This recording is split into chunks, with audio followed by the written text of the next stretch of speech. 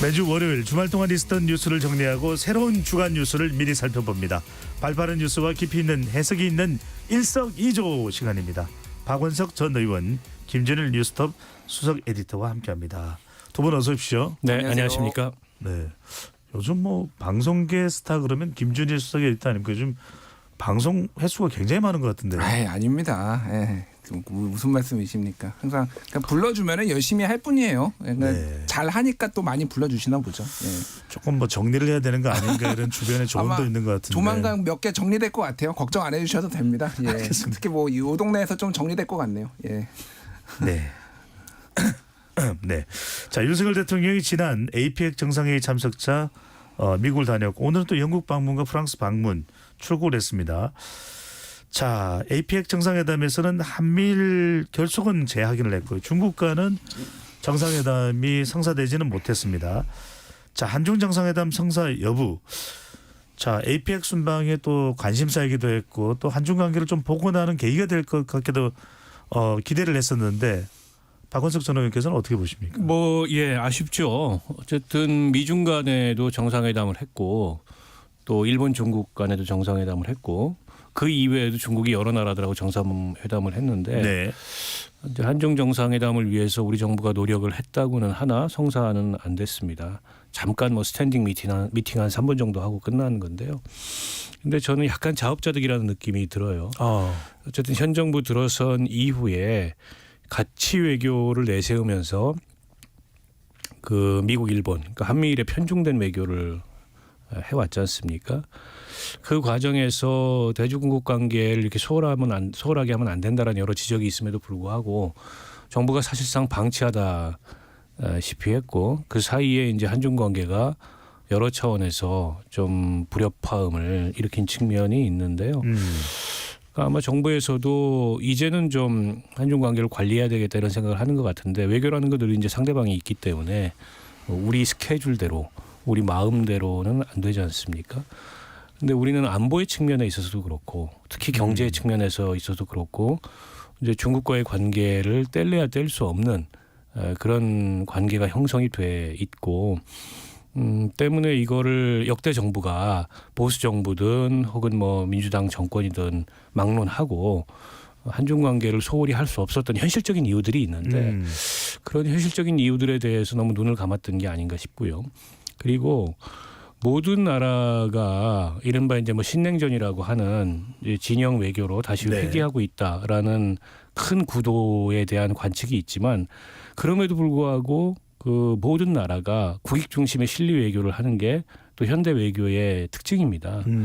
그건 뭐 중국, 미국, 일본 말할 것도 없어요. 그래서 그렇게도 서로 으르렁거리던 이 중국과 일본 관계에도 좀 관계 개선의 기미가 보이잖아요. 근데 너무 우리가 이런 미국 중심의 가치 외교의 선봉장인 것처럼 나서다가 다른 대외 관계를 그르치고 있는 건 아닌지 그런 점이 우려스럽습니다. 네. 북한과의 또 조정 역할을 위해서도 중국의 역할은 반드시 필요하다. 국민 여론도 중국과의 교역 거래량이 좀 적어졌다고는 하더라도 여전히 중국은 우리에게 중추 교역 국가이다.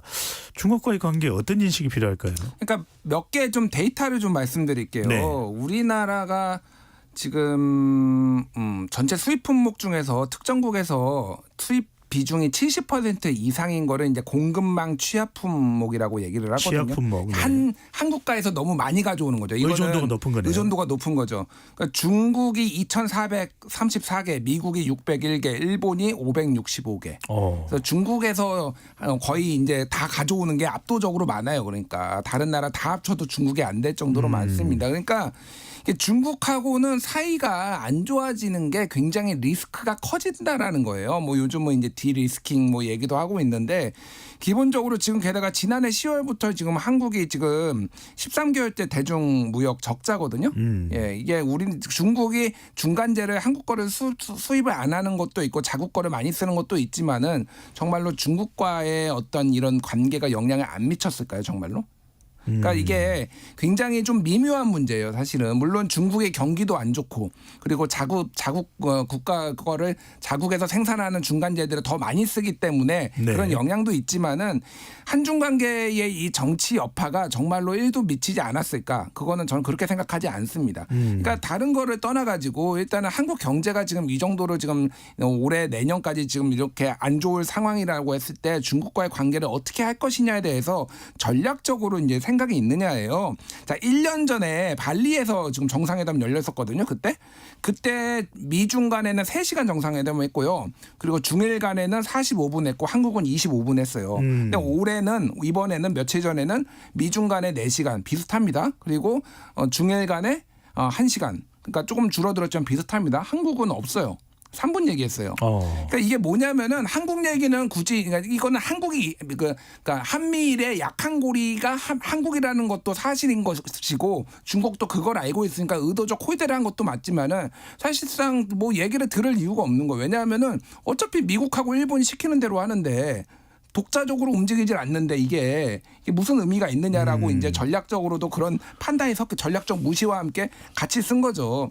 그래서 어쨌든 뭐 안미 경중이 됐든 뭐가 됐든 뭐 새로운 전략을 하지만은 최소한의 독자적 자율성과 이런 전략은 있어야지 이런 뭐 소위 말하는 개무시 상황에서 조금 극복을 할 수 있지 않느냐 그런 생각이 들고 네. 그럼 똑같은 얘기예요. 지금 뭐 중국 윤석열 대통령이 영국 지금 방문하면서 텔레그래프한테 그 외신한테 외신 인터뷰를 했습니다. 외신 인터뷰하는데 러시아 북한의 군사협력에 대해서 중국의 역할을 촉구했는데 중국의 역할 촉구하면은 중국이 많이 듣습니까?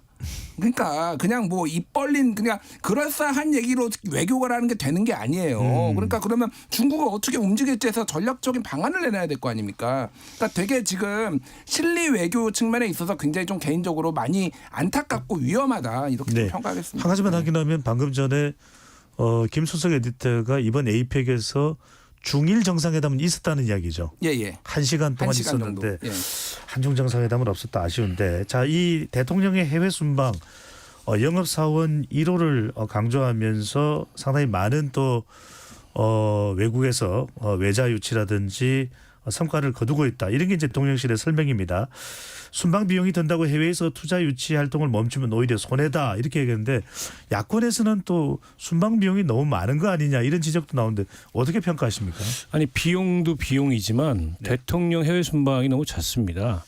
지금 취임 이후로 연말까지 올해 연말까지 19차례 이제 해외 순방을 하는 걸로 돼 있는데 그럼 거의 매월 한 번씩이거든요. 물론 이제 우리가 예전보다 국력이 달라졌고 국가 위상이 달라졌기 때문에 여러 그 외국에서의 초청도 많고 과거의 대통령들보다 해외 순방이 늘어날 수밖에 없는 이제 그런 상황이기도 합니다만 유독 잦아요. 전임자들하고 비교해 봤을 때도. 그런데 지금 국내 정치나 이제 국내 경제 상황, 뭐 민생 녹록지 않거든요. 오죽하면 대통령이 해외에 사시는 분인데 국내에 잠깐씩 이렇게 방문하시는 것 같다. 이런 얘기까지 나올 정도 아니겠습니까? 물론 이제 불가피하게 대통령이 참석을 반드시 해야 될 그런 다자회의도 많고 또 상대국의 초청 우리 국익 차원에서 가야 될 일정들도 있지만 꼭 그렇지 않은 일정은 뭐 총리가 참석한다든가 근데 이럴 수도 있는데 그런 것들에 대한 이제 스크린이 잘 안 되는 것 같다. 너무 잦다라는 생각이 들고요. 비용 문제가 나왔는데 문재인 정부 시절에 국민의힘에서 문재인 대통령의 이제 해외 순방 빈도와 또 비용을 가지고 굉장히 문제 제기를 많이 했어요. 혈세를 가지고 외유 다닌다는 식으로. 그런데 지금 비교해 보면 취임 이후에 지금까지 쓴 평균 그 국비 그러니까 순방 그 예산을 보면 문재인 박근혜 정부 시절에 지금 거의 3배쯤 되는 거 아니겠습니까? 그러니까 전문가들도 굉장히 의아하다. 어떻게 이렇게 비용이 많이 나올 수가 있냐. 그리고 일정이나 동선도 굉장히 비효율적이다. 지금 당장 영국, 프랑스 5일 동안 방문하는데 12월 달에 또 네덜란드 멀지 않은 방문을 하거든요. 이제 그렇다 보니까는 이게 과연 효율적인 일정이냐에 대해서도 문제 제기가 나오고 있고 그리고 그 비용의 세부 내역 같은 것도 지금 공개가 안 되고 있어서 문제 지적이 굉장히 많은데요. 물론 대통령실에서는 뭐 대통령이 세일즈 외교를 그 자처를 했고 그 과정에서 이러저러한 그 경제적 효과도 얻고 있다라고 얘기를 하지만 그렇다 하더라도 지금 이렇게까지 말이 나올 정도로 여권 내에서도 말이 나올 정도로 해외 순방이 잦거나 또 예산 사용에 있어서 좀 납득하기 어려운 그런 좀 과다 비용 지출 또 투명성 이런 문제가 제기되는 거는 반드시 이게 추후에 문제가 될 거거든요. 그리고 대통령 지금 국정수행 지지율이 이 30%대에서 움직일 기미를 안 보이는데 이렇게까지 지금 외치에만 신경을 쓸 텐가 이런 생각이 듭니다. 네. 몇 가지 수치를 네. 좀 말씀드릴게요. 이제 박원석 의원님 말씀하셨던 거예요. 일단은 올해 배정된 게 이제 외교 그 예산으로 배정된 게 249억 원이었어요. 근데 그거를 예비비에서 329원을 더 끌어다 썼잖아요. 그래서 내년에 정상회담 관련 예산을 아예 664억 원으로 책정을 해버렸습니다. 그래서 올해보다 지금 267% 2.67배 늘었거든요. 근데 내년에 지금 긴축 예산 한다면서요. 그래서 내년 예산 증가율이 역대 최저인 2.8%밖에 안 돼요. 그런데 이거를 지금 267%로 늘렸다? 좀 긴축한데 지금 뭐 검찰 특활비 같은 건 안 깎고 그리고 뭐 R&D는 다 깎고 이런 거는 뭐 늘려야 되고 그리고 지금 윤건영 의원이 이제 확인을 한 건데 더불어민주당입니다. 예, 더불어민주당의 윤건영 의원인데 문재인 대통령이 한 번 순방할 때 쓰는 비용이 15억 원이었어요. 근데 윤석열 대통령은 25억 원 쓰고 있습니다. 그럼 뭘 이렇게 몇 년 사이에 왜 이렇게 10억씩 더 쓰죠? 뭐에 쓰는 건지에 대해서 그럼 공개를 해달라는 겁니다. 그리고 또 하나는 이제 그 세이즈 외교 얘기를 하잖아요. 저는 세이즈 외교 하는 거 굉장히 잘한다고 봅니다. 근데 세이즈 외교에 있어서 너무 과대평가하거나 그러면 안 돼. 옛날에 이제 사례들을 보면은 예를 들면은 세이즈 외교의 실제 이 성과가 안 나온 경우가 많습니다. 제가 역대 정부 거 간단히 말씀드릴게요. 예를 들면 이명박 정부 때 그때 이제 권칠승 의원이 이제 그때 자료를 국정감사에서 받은 거거든요. 그때 자원외교 했는데 73건 중에 62건이 성과가 없었다. 당시 기준으로. 그랬던 거예요. 그러니까 MOU를 체결한다고 해서 이게 바로 성과로 들어오는 거 아니거든요. 물론 MOU 열심히 하다 보면 뭐 하나 걸리겠죠. 근데 기본적으로 MOU는 한 4분의 1 정도 3분의 1에서 4분의 1 정도 성사율이 된다고 보면 되고 지금 중동 국가하고 맺은 MOU는 한국뿐만이 아니라 그 중동 국가들이 아랍에미리트나 이런 데들이 사우디나 이런 데들 다른 나라하고도 같이 맺었어요. 한마디로 얘기하면 너희는 입찰 자격을 줄게 이 정도인데 이거를 마치 확정된 금액인 것처럼 다 발표하고 있단 말이에요. 그러니까 뭐 역대 정부 다 그렇게 했으니까 문재인 정부도 MOU 체결한 거 8, 사우디랑 체결한 거 8건 중에 4건밖에 안 됐습니다. 반타작이나 한 것도 좀 잘한 편이에요 사실은. 근데 이거를 마치 어마어마하게 이 정도 막 돈을 쓰면서 이렇게 돌아다니면서 올해만 지금 다음 달에 네덜란드 가면 13번째거든요. 한 달에 한 번이 넘습니다. 이렇게 많이 가야 되나요? 잘 이해가 안 되고 이거 붙여서 가야 돼요. 영국, 프랑스, 네덜란드 붙여서 가야지 왜 또 귀국했다가 또 갑니까? 일정 조율도 안 합니까? 그러니까 이런 식으로 지금 돈을 막 펑펑 쓰는 게 국민들 눈에 보기에는 굉장히 안 좋다라는 거예요. 네. 두 분 다 대통령의 해외 순방에 대해서는 비판적인데 물론 이제 여당에서 나오는 설명이 다르긴 합니다. 네. 자, 이번에 민주당으로 가봅니다. 한동안 잠잠했던 민주당 내부에서 이 캠페인 홍보 관련해서 좀 시끌벅적한 상황이 벌어지고 있습니다. 캠페인 홍보 현수막에 민주당의 홍보 현수막입니다. 청년을 비하하는 듯한 내용이 담겨서 논란이 일어나고 있는데요. 내용을 보면 정치는 모르겠고 나는 잘 살고 싶어. 경제는 모르지만 돈은 많고 싶어. 자, 이 총선 내년 앞두고 있고 요즘에 이제 여야 정당 간의 또 대치 국면에 상당히 민감한 상황인데 먼저 박원석 전 의원께서는 이 현수막 내용에 대해서는 어떻게 평가를 하십니까? 일단 이 배경이 이런 겁니다. 23일로 예정됐던 총선 기획단이 추진하는 새로운 민주당 뭐 갤럭시 프로젝트라는 것을 홍보하기 위한 그런 홍보 현수막에 이 문구가 담겨서 지금 논란이 커지는 건데요. 네. 결과부터 말씀드리면 그 갤럭시 프로젝트 시작을 무기한 연기를 해놓은 상황입니다. 민주당에서 논란이 커지니까. 일단은 저는 민주당 내에 이 업무를 맡고 있는 그 라인, 뭐 홍보위원장 또 민주연구원도 관계되어 있다 그러고 총선기획단 거기에 실무 책임을 맡고 있는 사람들의 무능의 문제라고 생각합니다. 무능하고 무감각한 거예요 한마디로. 그냥 요즘 청년들의 입맛에 맞게 별 생각 없이 광고 카피 하나 뽑듯이 이걸 뽑아 들어가지고 야 이 정도면 이거 굉장히 참신한데 이러면서 지역으로 내려보낸 거예요. 스크린이 안 된 겁니다. 사무총장 그 직인까지 맡아서 이걸 내려보냈는데 그 과정에서 아무 스크린이 안 되는 거예요. 그 무능하고 무감각한 사람들부터 어떤 조치를 지금 취해야 되는 거고 두 번째로는 청년에 대해서 굉장히 피상적인 그 이해 접근만 하고 있는 것 같아요.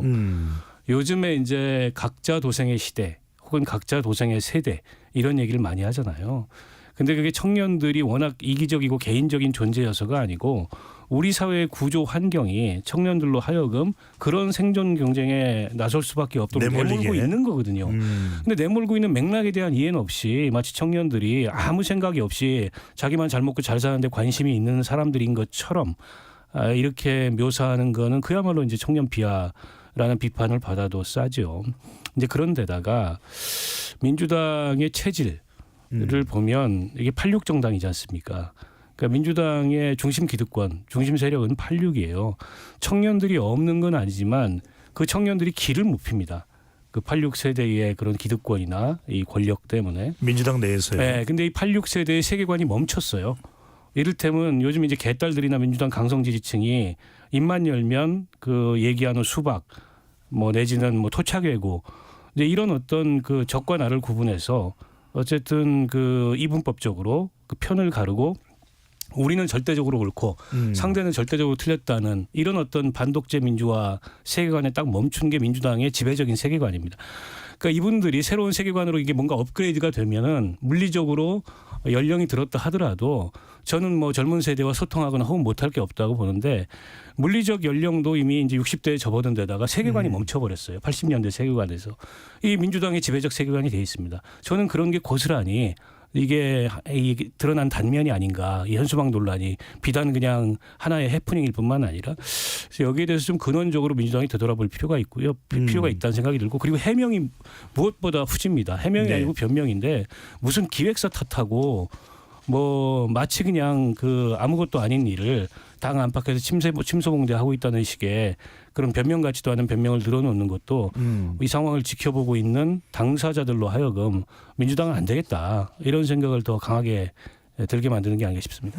네, 김수성 에디터는 이렇게 좀 여쭤보겠습니다. 방금 전에 이 민주당에서는 이 논란이 된 현수막 문구에 대해서 업체가 제작한 것이지 총선 기획단과는 전혀 또 관계가 없다. 뭐 책임자 처벌에서는 아직까지 명확하게 어떤 식으로 진행할 것인지에 대해서 밝히고 있지는 않습니다. 그러다 보니까 이 지금 친명계 또 당 지도부에 쓴소리를 하고 있는 것이 비명계 4인 모임 원칙과 상식입니다. 자, 당의 반성과 혁신을 요구하는 발언이 쏟아지고 있는데 이 현수막 논란 어떻게 평가를 하십니까? 그러니까 박원석 의원님이 얘기를 했는데 그 영화 실미도의 그 대사로 한번 말씀드리겠습니다. 비겁한 변명입니다. 뭐 기획사 탓을 합니까 이거를. 그러니까 당에서 지금도 이거 아예 검토 아예 안 했을 거야. 정말 아무도 안 봤을까요? 그러니까 그냥 다른 거보다도 현수막을 걸지 마세요. 왜 현수막을 걸려고 하나요? 그러니까 지금 현수막 때문에 공해로 지금 사람들이 스트레스 받는다 피곤하다 하잖아요. 그러니까 새로운 정치를 하려고 하고 뭔가 하려면은 현수막을 걸지 않고 그 비용으로 뭔가를 이런 걸 해보겠습니다라고 했으면 훨씬 더 참신했을 것 같아요. 근데 지금 내용이라는 것이 되게 뭐 쉽게 얘기하면 좀 뭐 거칠게 하면 구리다. 나에게 온당. 정치는 모르겠고 나는 잘 살고 싶어. 혼자 살고 싶댔지 혼자 있고 싶댔냐? 이거 들으면은 보면은 뭐 청년이든 아니든 야 민주당이 내 마음을 알아주네. 민주당 찍어야 되겠네. 이러겠습니까? 이게 그러니까 옛날에 한 20년 전에 있었던 선영아 사랑해보다도 못해요. 예, 궁금증이라도 유발을 했죠. 그거는. 20년 전요? 거의 20년 전 아닙니까? 선영아 사랑해라는 그 플래카드가 붙어가지고 도대체 선영이가 누구냐 뭐 막 물어보고 그랬는데 알고 보니까 마케팅이었잖아요. 네. 그래서 뭐 그 다음에 선영아 사랑을 팔지 마 뭐 이런 홍보 문구도 붙고 막 이런 논쟁이 붙었는데 그거보다도 못한 좀 구린 좀 건 것 같고 그러니까 생각을 바꾸십시오. 그러니까 진짜로 뭐 이런 식으로 좀 다른 정치를 하고 싶으면은 아예 돈이 안 드는 방식으로 뭔가를 새로운 전자정부 시대에 맞는 뭐 이런 우리나라 시대 테크놀로지 변화에 맞는 뭔가를 시도를 하려고 하지 현수막에다가 이런 거 붙인다고 사람들이 감동하지 않습니다. 그리고 잘못했으면은 그냥 깔끔하게 좀 반성하십시오. 예. 요즘 관련 법이 바뀌어가지고 네. 이제 현수막 공해가 심각하거든요. 뗄 수가 없어요. 그러니까 현직 의원이나 지역위원장이 거는 현수막은 자체 게시 기간을 정해서 그걸 게시하면 철거할 수가 없습니다. 그렇다 보니까는 이게 문구도 사실은 상대를 원색적으로 비난하는 이런 문구들 이외에 뭐 지역 주민들이 알아야 될 정보도 아니고 그리고 정책을 홍보하는 것도 아닌 서로를 비방하는 이런 현수막 때문에 공해가 너무 심각해가지고 그 스트레스를 이 호소하는 이제 그런 분들이 많았는데 이 문구를 딱 보니까 차라리 그냥 서로 욕을 해라. 이런 거 쓸데없는 짓 하지 말고 이런 얘기까지 나올 정도로 이번 현수막이 좀 황당했다. 네. 그리고 예전에 민주당은 청년들이 이런 환경에 내몰리는 그 맥락이나 배경, 구조 이런 거에 관심을 갖고 그걸 바꾸기 위해서 노력하던 민주당이었습니다. 그러니까 지금의 민주당이 얼마나 가벼워지고 값싸졌는지 스스로 좀 돌아볼 대목이 있다고 봅니다. 네. MZ세대의 속마음을 들여다보는 것이 우선이어야 된다라는 말씀 두 분 해주셨습니다. 이번에는 이제 국민의힘으로 넘어가 봅니다. 자, 대구가 들썩거렸다고 봐야 될까요? 한동훈 법무부 장관 동대구역에서 서울로 오는 기차가 저녁 7시였는데 법무부 행사를 마치고 나서 동대구역에서 수많은 인파에 둘러싸였다. 사인을 해주느라 돌아가는 이 기차 표를 취소를 하고 3시간인 뒤에 서울로 상경할 수 있었다. 이 정도면 뭐 총선 출마 직전 행보로 봐야 되나요? 어떻게 봐야 될까요? 정확하게 기획되고 연출된 거죠. 그러니까 그냥 쉽게 얘기를 하면은 한동훈 장관이 광주에 갔는데 3시간 동안 사인을 해줄 수가 있을까요? 그러니까 한동훈 장관은 대구하고는 아무런 접점이 없는 분이에요. 그거는 윤석열 대통령도 마찬가지. 이제 윤석열 대통령이 뭐 정치적 결단을 하거나 뭔가 힘을 얻으려고 할 때 서문시장을 갔듯이 그 뭐 이런 식으로 대구에 가가지고 뭔가의 시작점을 알리는 이런 이벤트를 좀 기획을 했다 이렇게 보시면 될 것 같고. 그래서 뭐 인기는 많죠 보수층에는. 저는 뭐 한동훈 장관의 잠재력도 굉장히 있다라고 보고 특히 뭐 이준석 대표가 얘기했던 긁어보지 않은 복권. 이건 제가 한 3달 전에 얘기한 건데 저한테 좀 허락 좀 받고 쓰시지.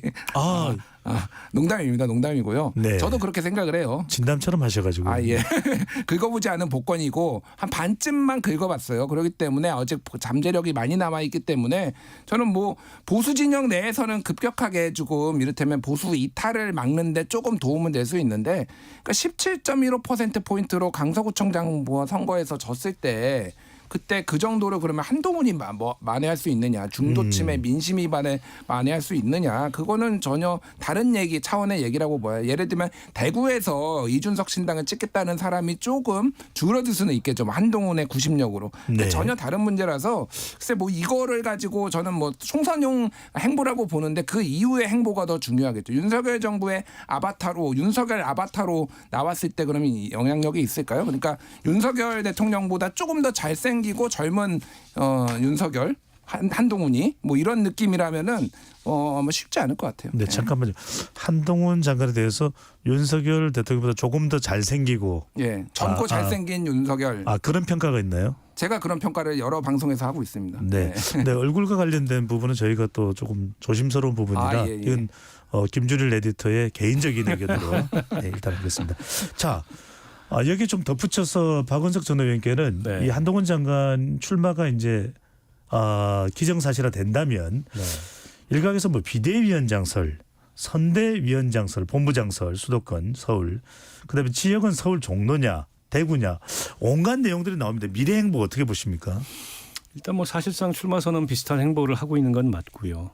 근데 제가 좀 실망스러운 대목은 이 보수 정당, 특히 이제 국민의힘의 전신 정당들은 어려움은 늘 대구를 갑니다. 그것도 서문시장을 가요. 박근혜 전 대통령도 그렇고 이명박 전 대통령도 그랬고 윤석열 전 대통령은 대구하고 연고도 없는데 그걸 따라하고 있는데 요즘 유행어가 대구 안 대구더라고요. 네, 한동훈 장관마저도 정치의 출발을 그렇게 하나? 그러면 좀 실망스러운데 이런 느낌이 첫 번째 들고요.